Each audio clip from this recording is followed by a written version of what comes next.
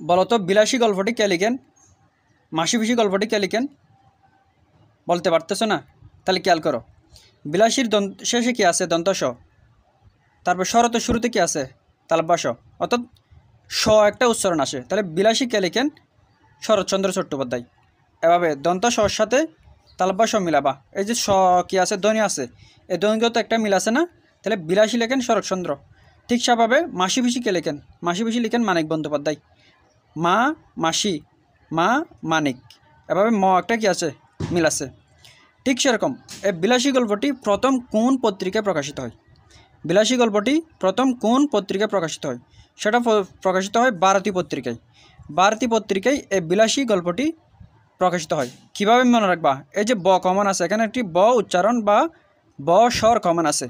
তাহলে ব থেকে ভারতী, ব থেকে বিলাসী, ব থেকে ভারতী, অর্থাৎ বিলাসী পত্রিকাটি, বিলাসী গল্পটি ভারতী পত্রিকায় প্রকাশিত হয়।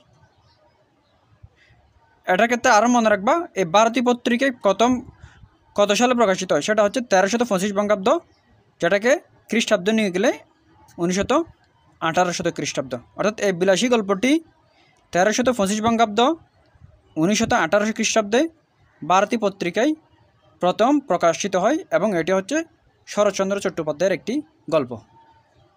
Thank you.